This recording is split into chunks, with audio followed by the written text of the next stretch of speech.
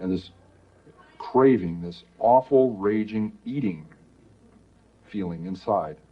I could feel it consuming my insides, this fantastic passion. It was overwhelming me. It was like drugs. It was like alcohol. A little isn't enough. At first it is.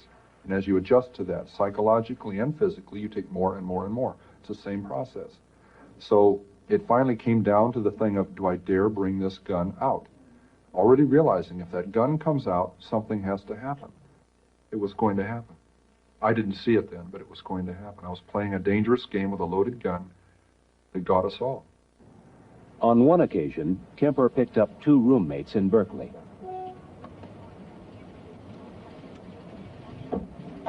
In that first killing in May of '72, when that gun was pulled out, I launched it out. I had it under my leg, out of sight, parallel to my leg in the seat. It was something that had been thought out in fantasy, acted out, felt out hundreds of times before it ever happened. Kemper drove them at gunpoint to a secluded area near a park. He took one of them into the woods, leaving the second girl tied in the car. I just gone through a horrible experience with her roommate, stabbing her. And I was in shock because of that. I couldn't believe that it was that way. And I'm walking back there bewildered. I gotta kill her. I can't let her go. She's gonna tell on me. Everybody's gonna get me.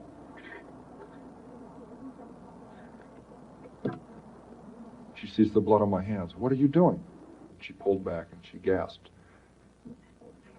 And I think, whoa, I don't want her to know what happened. I said, your friend got smart with me. She'd been getting really smart with me a lot, but I never hit her. I killed her, but I didn't hit her. I said, your friend got smart with me and I hit her. I think I broke her nose. You better come help. She's about to die. Why does she have to know that? I couldn't deal with telling her that. And when I attacked her, she didn't at first realize what was happening. It didn't go through. She had very heavy coveralls on. It knocked her right up into the lid of the car, but it didn't pierce the clothing. So it wasn't that swell a knife anyway. I went out and bought a pawn shop, huge knife. And I kept on just mindlessly attacking. She falls back into the trunk. I just killed a young woman. I slammed down the lid of the trunk. She isn't dead. She's dying. And I panicked. I thought, I just locked the car keys in there because I can't find them in my pocket. Oh, my God, I locked them in the trunk. I'm kicking on the trunk lid and yanking on it. Oh, no, I don't believe this. I started to run, and I tripped over the gun that I'd had in my pants that I had totally forgotten was there. I stopped. I said, stop and think. I collected my wits. Check all your pockets. I picked the gun up. I stuck it back in my pants, now remembering I had one. I checked all my pockets, and there's the keys in the back pocket. I never put them in my back pocket. Everyone makes mistakes, and that's what we have to hope for. The more mistakes they make, the better their chances. I thought I was pretty slick, and went and tripped all over myself. That first 2 murders, the first 24 hours, there were 3 clear times I should have been busted, and I wasn't. Because 3 different individuals or 3 different groups of people got scared and minded their own business and looked the other way. Some of the people who are committing murders, even as we speak, if they're doing it by themselves and they tell no one about it, they could go on undetected until they decided to stop. And the police wouldn't catch them unless we just happened to roll up on them while they were doing it. Even after police warnings against hitchhiking and an increased bus schedule on the campus, Kemper had no trouble picking up hitchhikers. Ironically, one warning advised riding only in cars with university stickers. Kemper's car had such a sticker. My mother worked at the campus, and I had an A sticker on my car, an obvious access, day or night, to the campus. I was picking up some very lovely young women. You know what we were talking about as we're driving around? Almost as often as not, this guy that's going around doing this stuff. And the second they started talking that, they didn't realize it, but they were getting a free ride. I couldn't touch that with a 10-foot pole, I swear. So how come they get in a car with somebody at that time? She judged me not to be that guy. I didn't look like it. It was getting easier to do. I was getting better at it.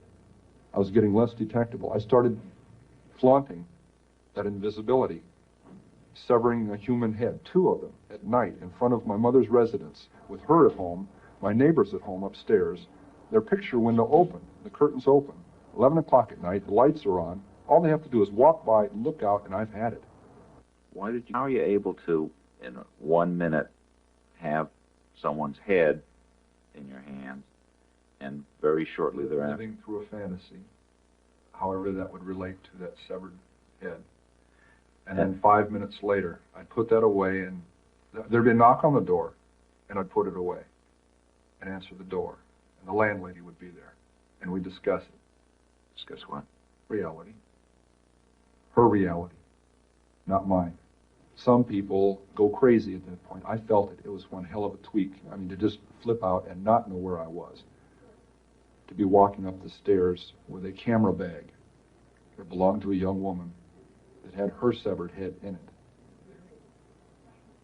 Walking up to my apartment, past a happy young couple coming down the stairs who nodded and smiled at me as they went by.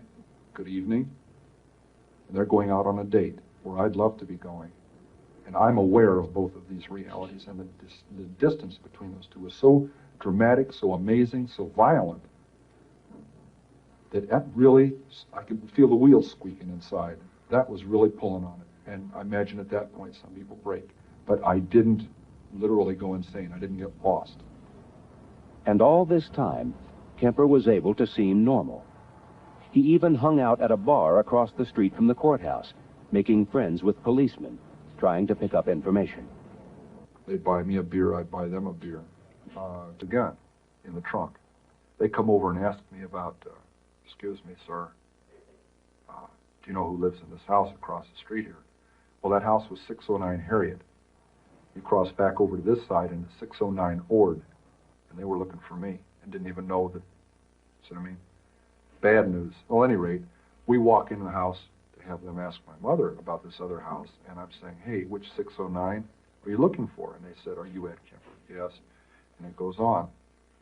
And I needed to find out what they were looking for, the murder weapon, the .22 automatic, or the .44 Magnum, and I don't want to advertise that I've got a whole bunch of guns. So I made a comment to divine between the two. And I said, yes, quite a little gun, isn't it? And he retorted, a .44 Magnum, I hope so. And I said, whew, okay, because that loaded .22 was under the front seat and guaranteed me an arrest right on the spot. And the .44 was in the trunk. I forgot that. I took him in the house, went into my bedroom, and the closet door's open, and I have a high-powered rifle with a scope on it. You had some other stuff in the house, too, yes? Yeah. I had the personal effects and identification of the last 2 co-eds that had been murdered about 2 months before, right next to the guns in the closet. I'd back up and said, oh, excuse me. I just remembered something. And instantly he responds to what I'm saying. My hand moves. Back we go outside, and he's still thinking, boy, this is a really nice and helpful guy here. Some of these people do what you and I do to become better killers. They practice their trade. Didn't Kemper stop himself toward the end of his career? Kemper says he did. He says he could have gone on. He said he had fantasies of killing dozens more people, of leaving a trail of bodies across the country, and at one point he just got on the telephone and turned himself in. He said it was time for the killing to stop. In his case, he said publicly that it was his mother that he was killing all along, and when he killed his mother, that was the end. It's a very deep psychological observation from himself. It may be very accurate. It was springtime. It was April. And for 2 months I hadn't killed. And I said, it's not going to happen to any more girls. It's got to stay between me and my mother, and it's got to, I can't get away from her. We're still fighting. She's still belittling me. I'm like a puppet on a string, and I entertain her. She knows all my buttons, and I dance like a puppet with that pain. And it had even gotten physical, to where I had physically grabbed her and thrown her onto her bed, trying to emphasize a point that I was threatening to kill her. So here I pick up these 2 young ladies in Berkeley on Ashby Avenue. One has flowers in her hand, petite little dolls. They're in granny dresses, and they're hitchhiking, a couple of real experts. I want to see how together I am, if I can resist this temptation. You going to Walnut Creek? Great.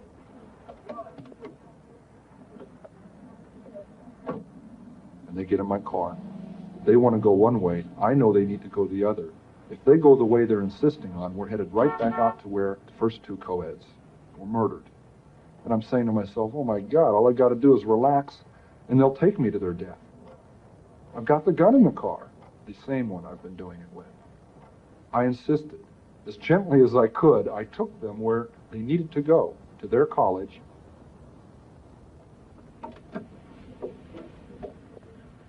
Hey, thanks a lot.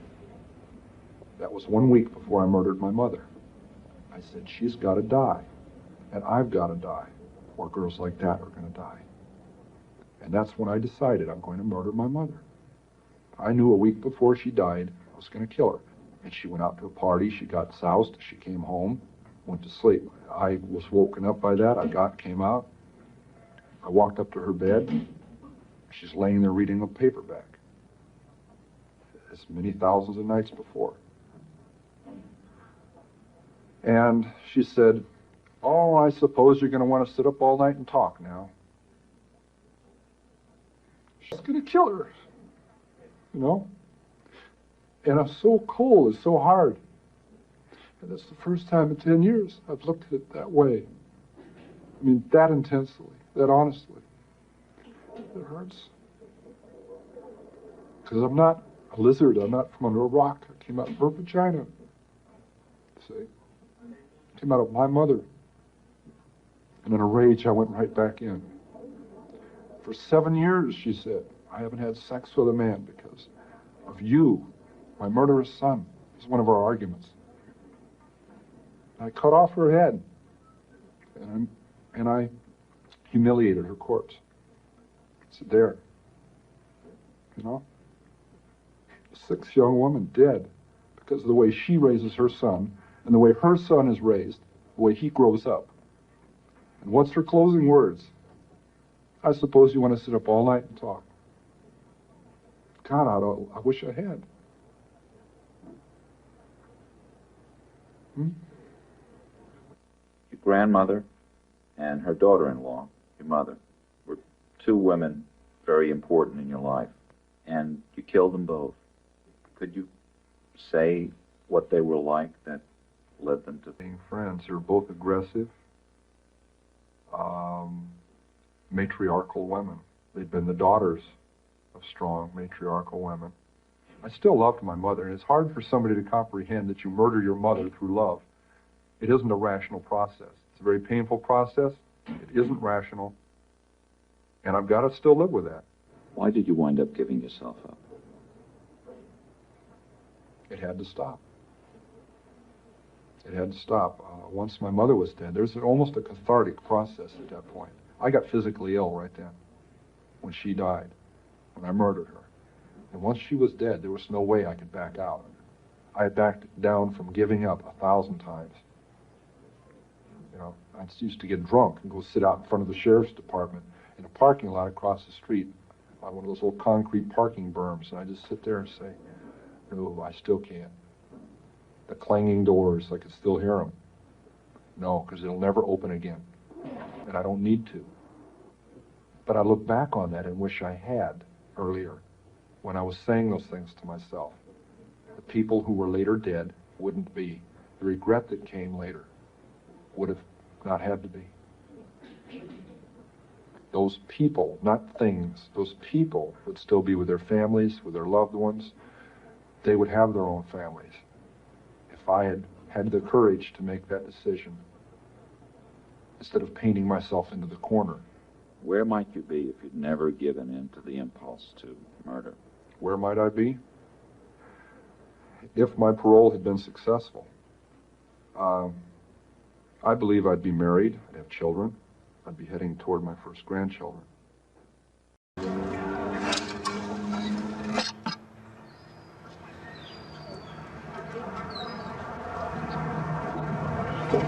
Oui, l'été en plus. Ils sont dans le fond, là.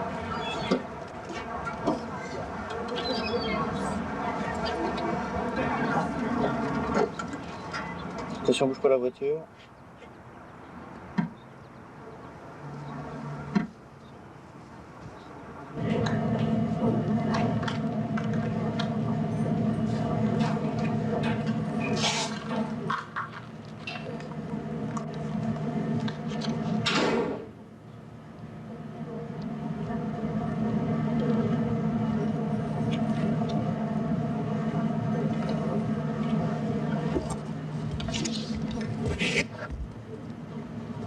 Peur, Junior. Je viens pour tuer la preneuse de sang. Où se trouve-t-elle?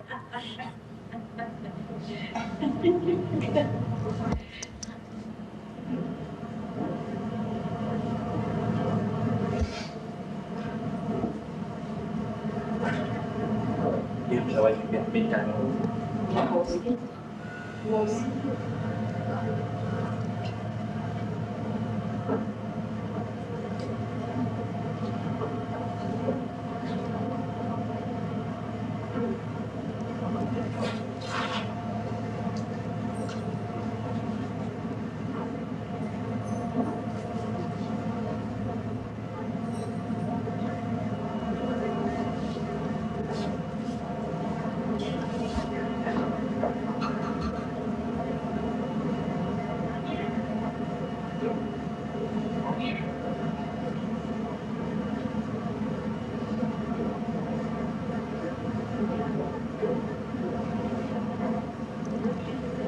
I'm Stéphane Bourgoin, Mr. Kemper.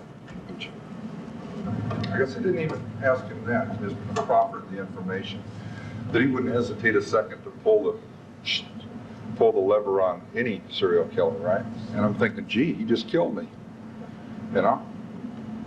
If you stop and think about it, if I were to have been executed in a timely fashion, they would have had absolutely no input. And they'd be scratching their heads about what makes a serial murderer tick, other than the experts all jumping up to give their opinions, which have been doing for a lot of years, and unfortunately they don't hit too well. They don't have too good of a track record. I'm not sure whose name. We need to put one specific name down here. Who should we? You feel me? That would include serial killer, obviously. Yeah, but Yeah. obviously very few of them could if there's Yes. only 35 serial killers. No, now they're talking about close to 100 right now. I was saying that 10 Yeah. years ago. That wasn't John But Douglas, you also have to include, no, I'm saying and his cohorts. Yeah. They were saying as a unit. Hmm. The PSU was saying. And having come from that genre, in the having been locked up and through the dregs, and knowing some of those characters and watching how easy it was for me to stumble into what I did. I didn't go into it pre-planned or anything, but I couldn't believe that was a unique act. You know, that no one else could find that out, and that's just one avenue into it. Because, you know, while a lot of people can stereotype the type of criminal that a serial killer would be, society has to loosen up its belt a bit and admit that jailers, like at the Tucker farm down in Arkansas, who get tired of recalcitrant troublemaker inmates, take them out back and kill them and bury them, are serial killers. Different motive. But, so, you know, it's a wide range of activities that get included in something like that. They've had that 100 years ago in the Old West, where someone would set up a boarding house and people who came by never left. Whole families, individual travelers, would go on for years before they'd get discovered. But it's things I've read about. Yeah, you had H.H. Holmes also in the 1890s stuff. Yeah. Poisoners, Yeah. people like that. Are we starting our interview, or? No, Just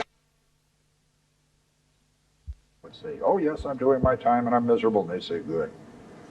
You know, that's not what it's about. Huh? Uh-oh, we're getting serious now. I can tell. The tape is rolling. Could you tell us how long you've been in prison? Excuse me. This month is 18 years. that I've actually been in prison.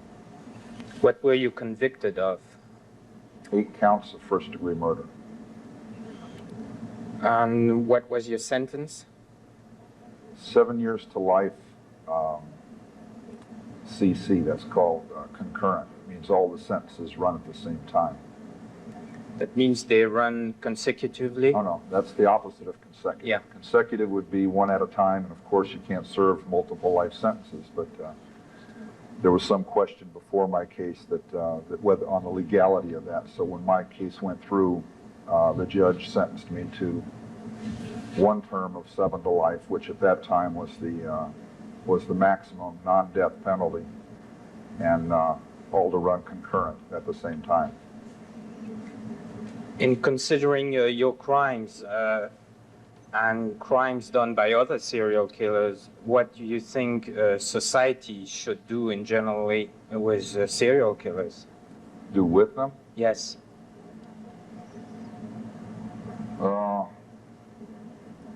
It's a difficult question to answer from my point of view because I'm obviously an involved subject. So any answer I would give that would be other than the death penalty would sound very self-serving. I look at people who on the surface don't have any redeeming qualities whatsoever. They don't do anything or say anything or behave in any way that would make your average person want to save their life, want to keep them alive, and feed them and house them and clothe them for decades. But when I first came to prison, I had much the same attitude. It was a very defensive attitude, very self-preservative attitude, because those immediately about me were very much set on destructive attitudes toward me. So I put up screens, so to speak, to screen out those feelings. Excuse me, and those reactions to me. I'm driving your sound lady crazy here. Over. Also, when you feel you need to redo an answer, you can do it. You know, it's no I problem. don't have any problem with that. Yeah. I understand Yeah. the problems involved. I had to do a whole interview over once because the lady wouldn't check her audio tape recorder. I kept saying, you better check it and make sure it works first. Oh, I'm sure it works, it works. 2 hours later, we're doing it all over again. She was ready to cry, I'm telling you.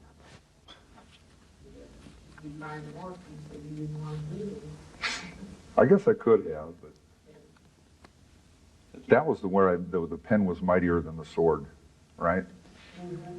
The only interview I did back at the time of my case. This is just a little anecdote for you here. But I went through the whole investigation, the whole trial, no interviews with the media, right? And then this one woman who had treated me pretty fairly in the media, she was in this drove or driven toward beating me with the newspapers.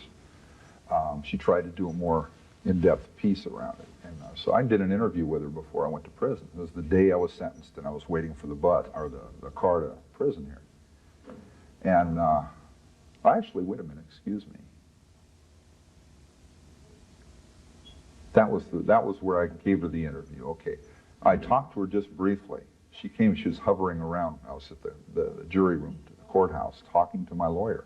He hadn't shown up yet. She was up there talking to the officer that was with me, and we all just had I said, my lawyer does not want me talking to the media at all. So, quick, I see him coming way down the hall. I said, let's set up a little scenario and act like I'm giving this really incriminating interview that screws everything up, right? And she kind of laughed because it was breaking the tension in the room, you know.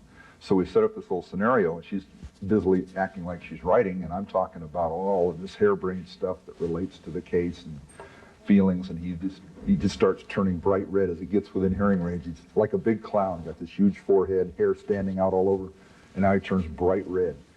And he says, "Mattered in a wet hen." And he stomps into the room and slams his briefcase on the desk, and we all start laughing, and he gets really mad. I said, "What are you laughing about?" I said, "This is a setup just for you." I said, "I'm not doing any interviews."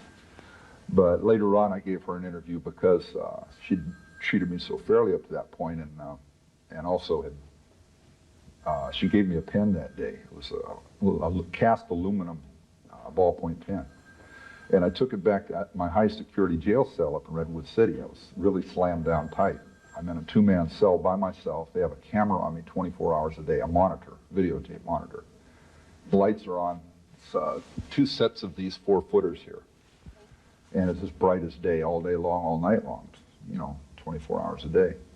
And I was there for 5 months. And I brought this pen back in. I smuggled it in with me. And I get strip shook leaving the cell. I get strip shook coming back in. And I brought this pen in and it got in with my legal papers. And a few months later, in the middle of the trial, I smashed the pen on the floor with my boot, sharpened it, got a sharp edge on the metal, and slashed my wrist. And was bleeding all over the place. And it was very messy and very exciting, and everybody was dragging me off to the hospital, get sewed up and all of that. And I got maced, shot up with industrial strength bottle of mace. They had about a quart of it, and they just gassed me with that whole thing. And dragged me off to the hospital. And I made a quippy comment. I don't think the police translated it properly for the media because they missed it. They love, you know how they love to get into puns on broadcast television. They love these little verbal puns and plays with words.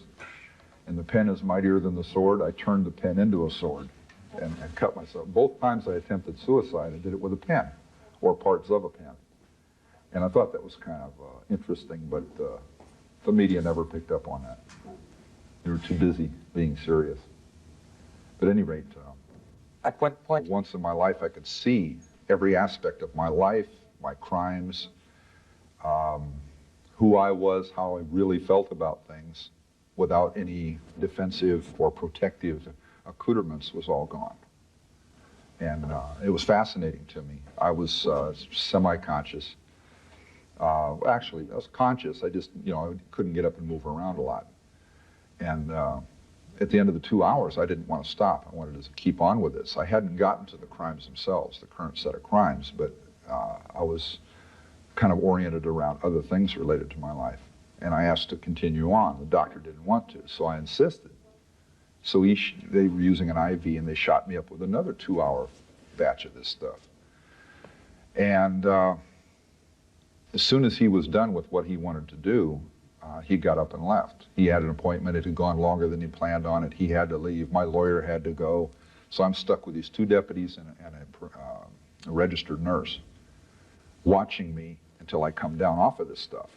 Well, when the doctor left, he decided to give me a shot of medicine to snap me out of this, is the way he put it. And I asked him what it was, and he said it was methadone.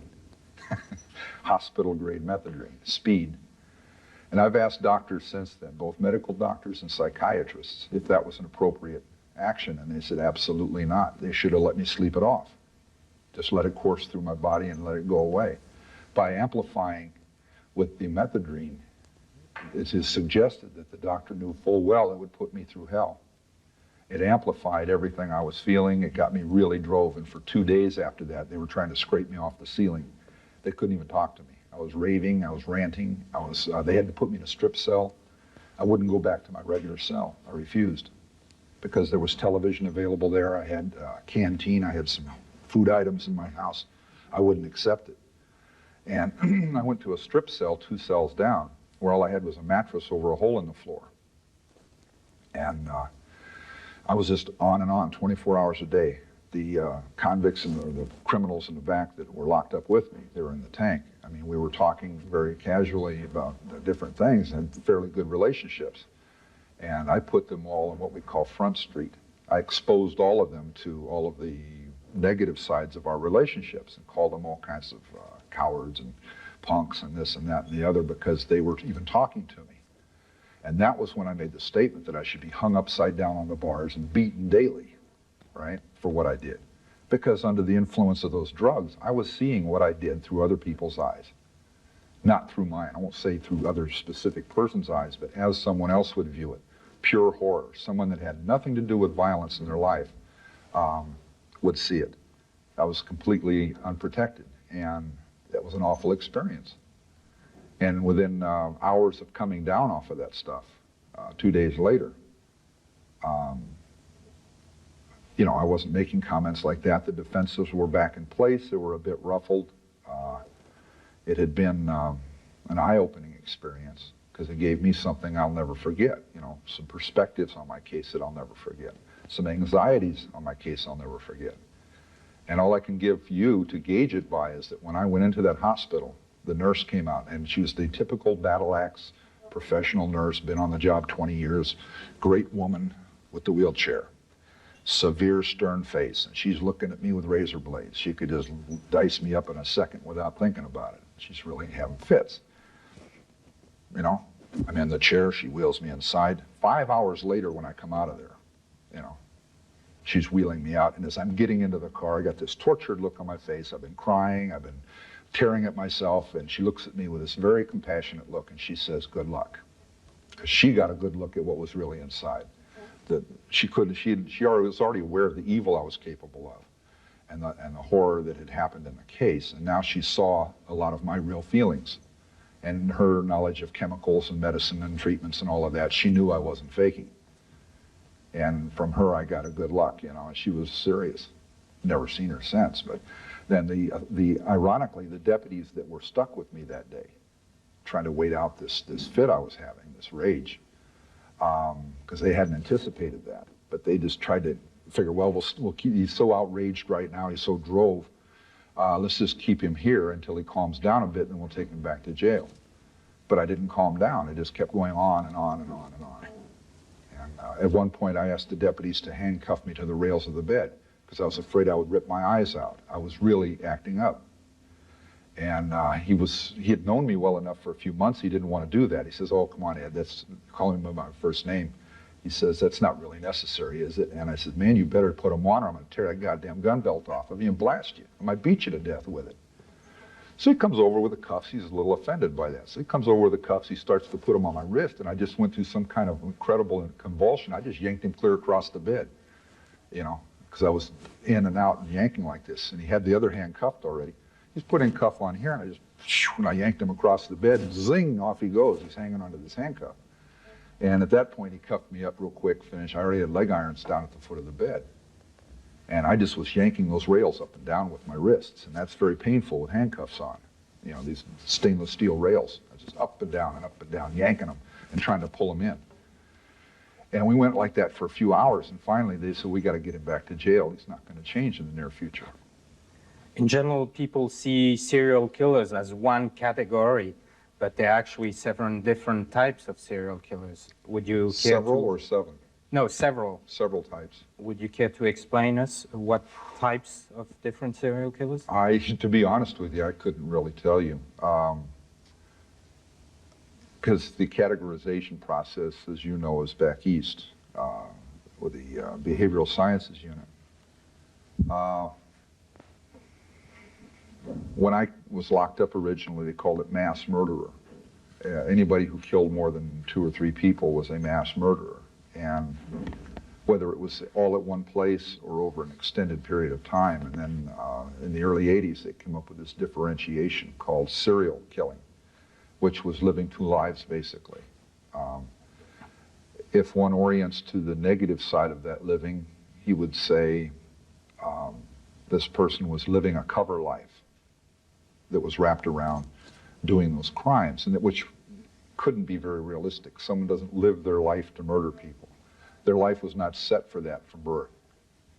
From my point of view, what I saw was there was a great hole in my life. There was a lot missing from my life, and it didn't necessarily mean feelings. It meant I had walled off this emptiness in my life. Okay, I had an upbringing that was some have called dysfunctional. Okay, parents divorced when I was young. My mother started drinking heavily. She was working to raise 3 kids. We were not being cooperative about it. She drank more. She punished us harder, probably out of desperation. So character sets were being developed at that point. Rather than me going to Boy Scouts and getting achievement badges, I was not going to Boy Scouts and not getting achievement badges. I was finding devious ways to get around the rules of the home. Because the whole home life, I watched it deteriorate from what typical kids on the block were doing to coming home from school that I didn't like anyway, And ironically, I have a high IQ. I didn't know that till I was locked up the first time for murder. I always thought I was a little missing up here, a little short. Because I was always called stupid, I'm called slow, don't you think when you do things? That was the problem. I wasn't thinking when I did things. I just did by rote, I did by memory, I did by example. And I had absolutely no faith in myself at all. I had no interaction going on in my own mind. I was not a thinker. I was not an individual. I had a teacher in the 9th grade who changed all that. He made me think. He would not tolerate my not thinking. He was an art teacher. And it was a devastating experience for me because there were gears in my head that were just rusty and they were barely moving or not at all. And that's when I found out that's what the state of my mind's functioning was. I didn't think. To the point of he points at a stapler on his desk and says, "What does that say?" And I looked at it and I said, "Silver line." He says, "Look again." And he's raving at me. And I look and it said swing line. All I had to do was look at it and read it. But I glanced at it and threw it back at him out of panic. So he made me think, and he gave me puzzles to work out in school in my class where I had to resolve these to continue on with the class. I had to think. I had to use abstracts. And after that started, that became fascinating to me. So I got more and more involved in thinking and about my surroundings and things like that. But by then I was locked up. But what was your relationship with your sister? Which one? I have two. Yes, the one you was playing strange games of death with her, with one of your sisters. My younger sister, yeah. My older sister was 5 years older than me, so she was off with her friends and in a distant relationship. My younger sister's 2 years younger, and I developed some morbid games. My life had started going that way at about 8. We lived in a house where there was a basement. Some people think there was a trap door on that basement. That's not so. That was a different house. It was a walk-in basement, but it was in Montana. It was a full basement. It had granite walls, hewn wood floorboards, and it looked like some old dungeon or out of a castle or something. I was 8 years old, 7 and a half, 8 years old, and I was very susceptible. My imagination was very livid. And there was an old furnace in the basement that had been converted from burning coal to burning coal and wood to burning gas. And that was, it had a central heating system with your typical radiators. And if you've ever lived in a home like that, you know the binging, the clang, the pop, the rattles, the weird sounds in the night that can be spooky to a kid. Well, at a certain time of the evening, the family left the center room, the living room of the house. My mother and my sisters, or my sisters themselves, would go up to bed upstairs, where I used to go to bed, upstairs. I had to go down to the basement. And an 8-year-old child had a tough time differentiating the reason in that. Why am I going to the basement? I'm going to hell, they're going to heaven. Earth is the living room. I'm going down to deal with demons and monsters and ghosts and all the things that scare me. They don't have to. There's a house with 3 women and 1 male, 1 boy, me. And I got a little defensive. I'm saying, gee, this is kind of ganging up. My older sister had a basement bedroom, okay, and it was a storage room that was about 18 feet wide and 35 feet long, okay. It was a concrete room, no windows. And it had a light bulb over a big industrial iron sink, you know, like a laundry sink, and had a pull string on the light.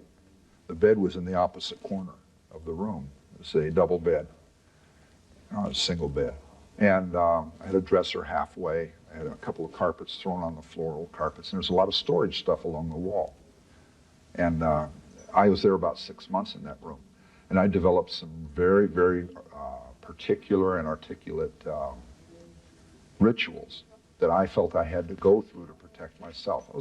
Again, it's embarrassing. I was a youngster, and if you can imagine me going down a staircase of rough-hewn wood, there's no guardrail, so one step wrong and you're off into this black pit.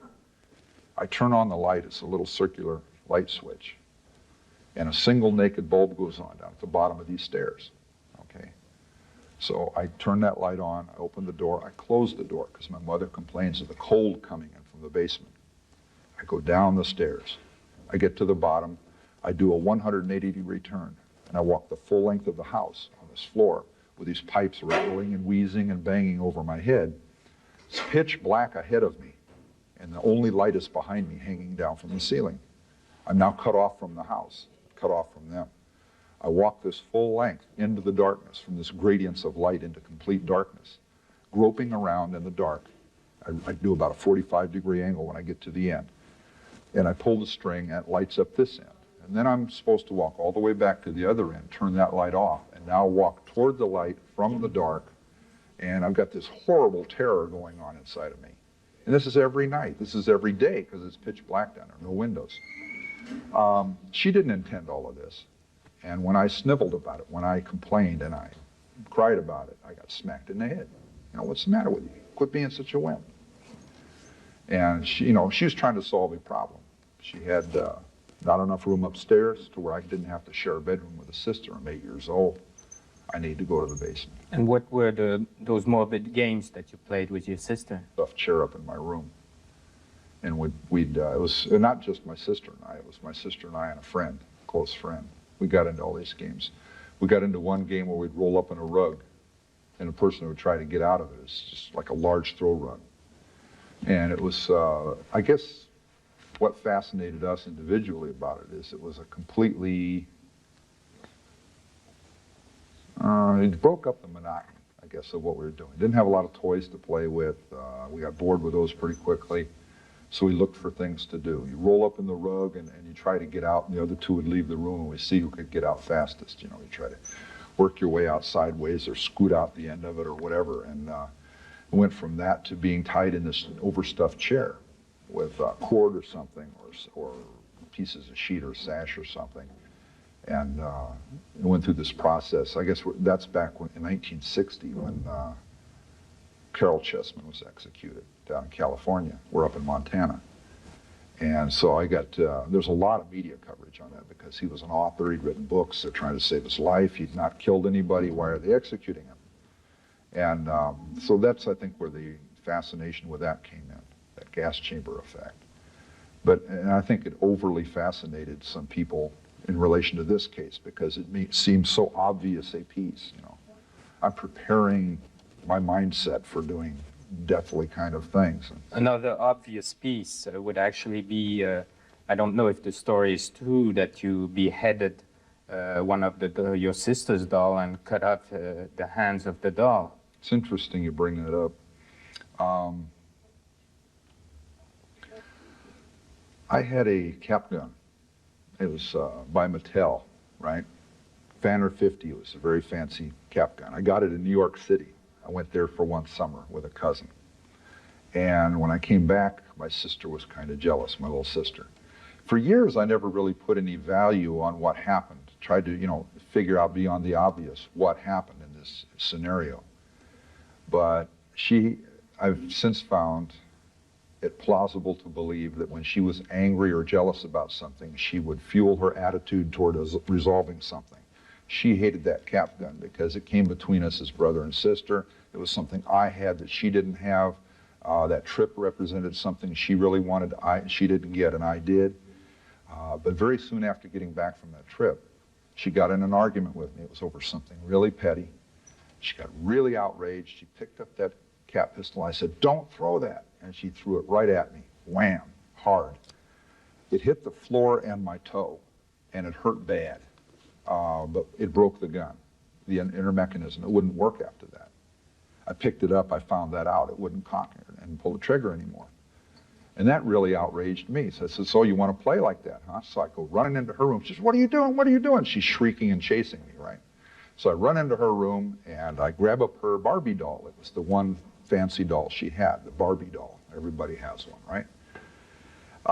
She had a pair of sewing scissors sitting there and a sewing machine, a sewing kit. I grabbed the scissors out. The head didn't decapitate, it pops off. So I popped that off. I said, "Well, that's going to go right back on. That's no damage." So I took the scissors and I cut the hands off the doll. I said, "Here, now you got a toy that doesn't work too good. I got a toy that doesn't work too good." That was my attitude.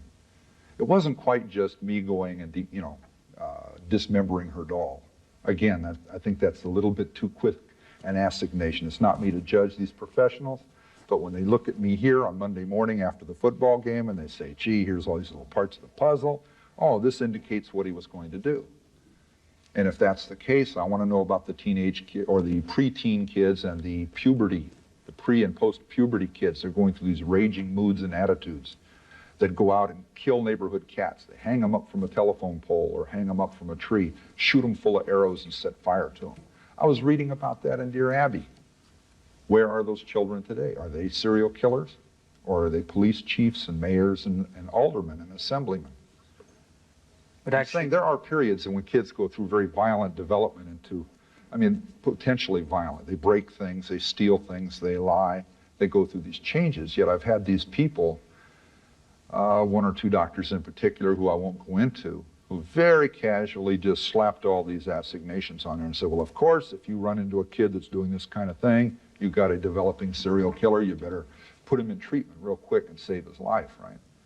To a point, I agree with them that someone who's acting out and has a dysfunctional childhood or has just gone through a dysfunctional childhood and hasn't gotten violent yet or is heading toward that direction, passive-aggressive. Violence was the last thing I exhibited, and then it was murderous violence, okay? So sure, there's a lot of value in getting youngsters like that help to where they can find themselves and they can find value in themselves and they can find value in interacting with others, and they go in a different direction than what I did. But to just sit there and casually lay these, I guess that bothers my ego. I don't know that these people have not worked with me year after year. The psychiatrists and psychologists I deal with are in a prison setting. They're there 8 hours a day. They have to deal with me every day. If I am their patient and I screw up, they can kiss their job and goodbye. I mean, they're going to be a lot of hell on them for not seeing this in advance and saying, oh, we should lock him up. He might be violent, right?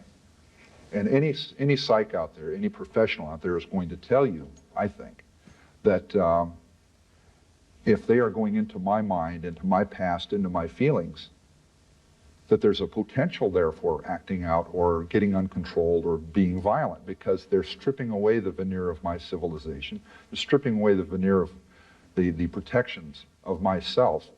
And there's a lot of things that can come jumping out of there. And then to walk out of that therapy session into this kind of a setting, prison, where it's very violent, it's very aggressive, it's a distilled kind of medium that you might encounter on a street corner somewhere, the street corner thug, the street corner punk, or the alleyway where someone is going to take terrible advantage of you or put you in a terrible situation that you may have to be violent to get out of.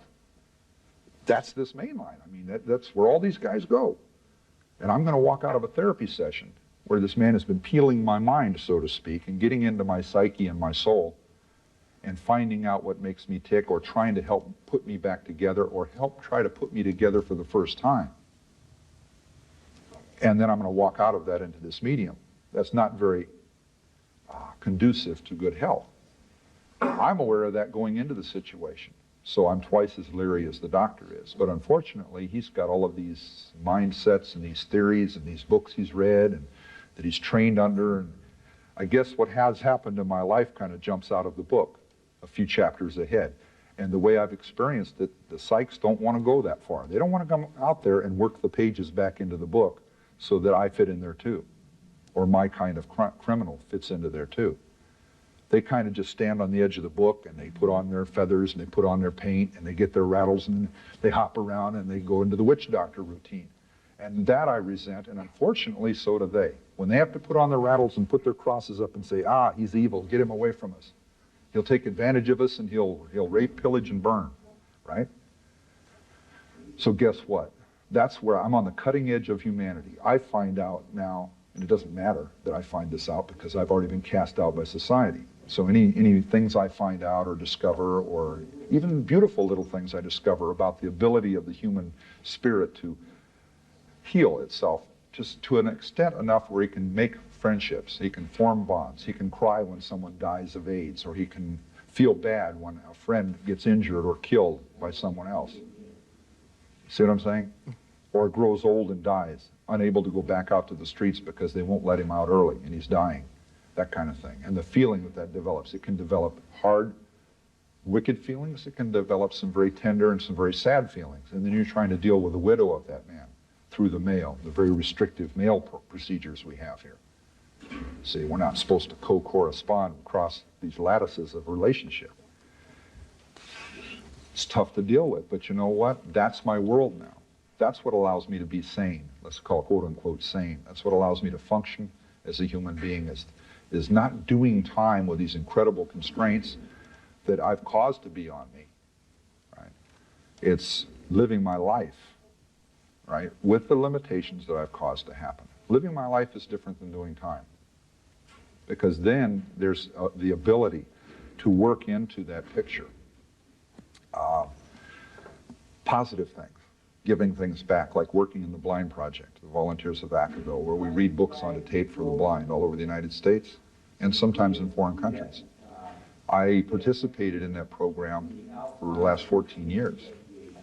I started out with very, very little involvement, reading books, working on beat baseballs for blind sports, doing some clerk work, working on their newsletter, and different jobs in there. Become the reader supervisor, teaching guys how to read the books onto tape, and all the way up to the point where I became the inmate coordinator, which is the lead man there. It's the guy that's in charge of making sure everything works right all the time. And when I first went into that activity, they were saying there were things I could never do. To ask you a question about your interview, did you see a trophy case when you came in? Yes. Out in the foyer, there's a trophy case. Take a look at it. There's several trophies in there, and a couple of them have my name on them. And the reason is, I'm asking you that, there's a big 40-inch trophy in there. It's a triple-tier trophy, very impressive looking. That's the Volunteer of the Year Award, okay? And it has a little speech on the front of it, on a brass plaque that says, this award is given to the person who most epitomizes what they stand for, you know, the help, the service to the handicapped, visually impaired. And this is a very time-honored award. Okay, they've been in existence now for 31 years. I've been in that group for 14 of those years.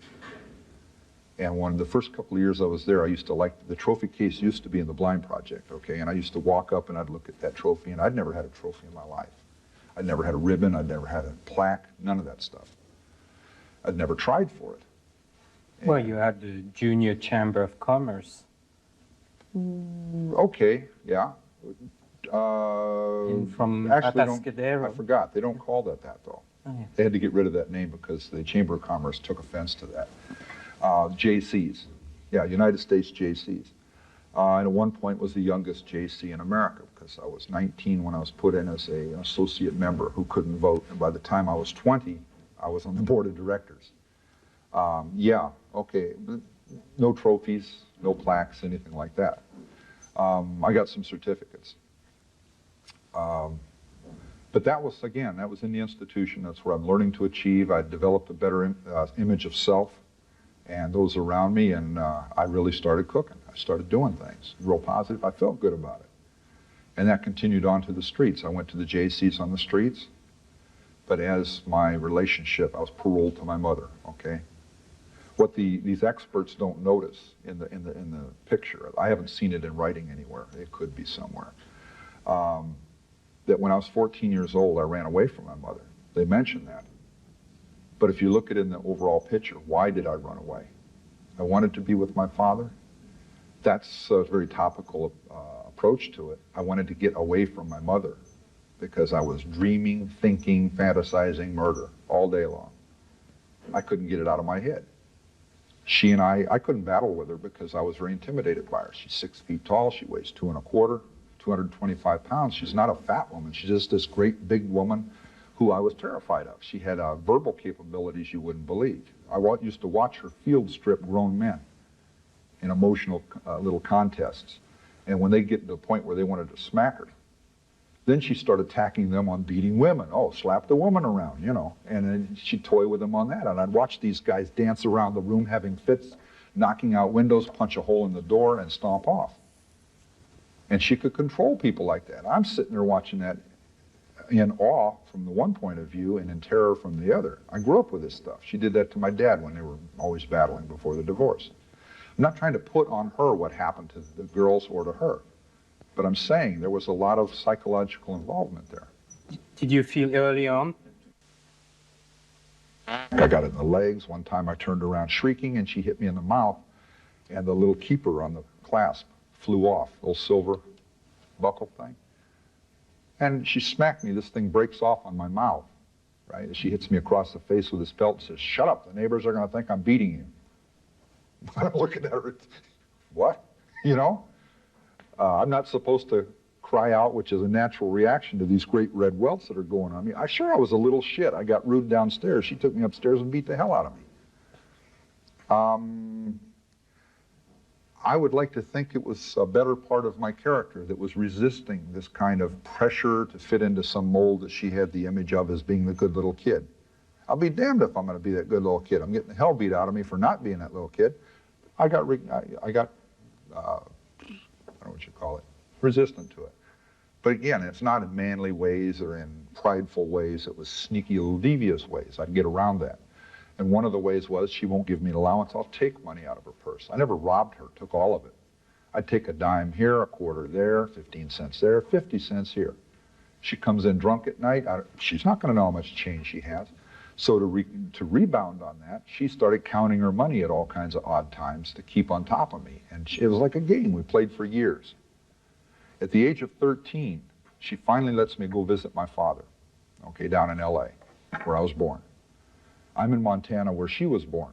I don't like Montana. It's cold in the winter, it's hot in the summer, it's miserable, and the people up there are nice people, but hey, they're not my people. That's what I'm saying now. I wasn't viewing or voicing those things then. I was feeling them, but I didn't know how to put them into words. So I finally get to come down and see my dad again, down in L.A., all right, 1 month. I never touched her purse again. That scared her. That really bothered her because she'd beat me halfway senseless with that belt, trying to impress, and terror tactics. Okay, we're going to eat dinner and I'm going to beat your ass afterwards, you know, so I can think about it for a half hour. Or after some little thing she's doing. And she tried psychological tactics. She tried, I'm going to put you in an orphanage, I'm going to disavow you, and none of that shit worked.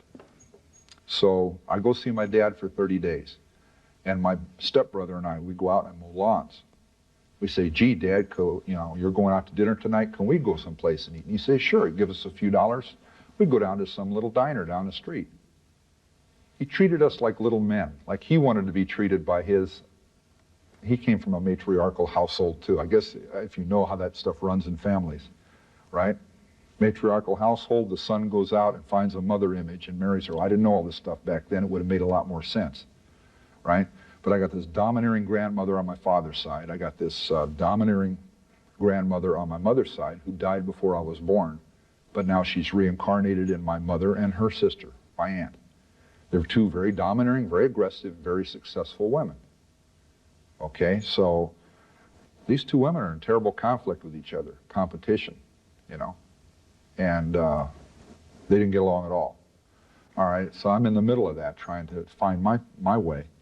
And I go stay with my dad, and I can only say he reflected back on his childhood and said, "Gee, I wish I'd been treated this way." So that's how he treated me and my stepbrother, and we responded to that. We'd go, if we needed spending money, we would go out and we'd do tasks around the neighborhood, clean yards, rake this, mow that, water the flowers, and make a few dollars, and we'd have some fun. Okay, and then sometimes he'd ask us to do something. We'd do it because he was always fair with us. And kind, and he was generous with us. So 30 days of doing this opened up whole new feelings in me that I'd never had before. And I wish I'd had more experience with my father growing up so I could orient more to being tall around not tall peers. There was I call it an artificial paranoia that developed. Well, I walk into a room, everybody stops and looks at me because I'm the tallest guy they've seen or the tallest guy in the room. They stop and they look. And ironically, the average or short guy is sitting over there looking at me with great resentment because he wants that attention. I've got it. He thinks it's really neat because he's looking at it from a vicarious position. He doesn't realize that there's thorny sides to that attention. I don't want that attention. I want to just blend into the room. I just want to kind of sidle in. So I see two kinds of tall men or tall male or tall female personalities. those who are very passive because of all of this thrust on them, or who are very aggressive and they use that and they apply it towards ends. You know, like the little guy who goes out and becomes the bank president and he's the champion this and did that and never saw the fourth grade. Yeah, because he's real aggressive because he's denied all those little attentions. He has to grab them and he has to go out and put himself in the limelight. I get it naturally, so there's resentment. And little guys tormented me all the time I'm growing up. Did you feel like an outsider, an outcast early on? I always felt like an outsider, and it's again because I didn't ever fit in. I'd moved around a lot, for one thing. I went to different schools when I was in Los Angeles from age, 5 till 7, when I'm going to kindergarten, first grade, second grade. I got in trouble in public school. And I look fondly back on those times because that's when I was acting out and I was normal. You know what I'm saying? I'm not saying I went around and kidnapped people in classrooms or broke windows out. We didn't get into stuff like that. But I was tardy and I was messing around and I was recalcitrant and I was getting bad marks for it. And my parents were getting called by the PTA. But you know what? That's a hell of a lot better than a few years later when I'm real spooky and I'm real quiet and nobody ever hears from me and I'm in school and I go home and very few people knew me because I'm in that basement and now I'm pulling into myself and now things are getting very morbid.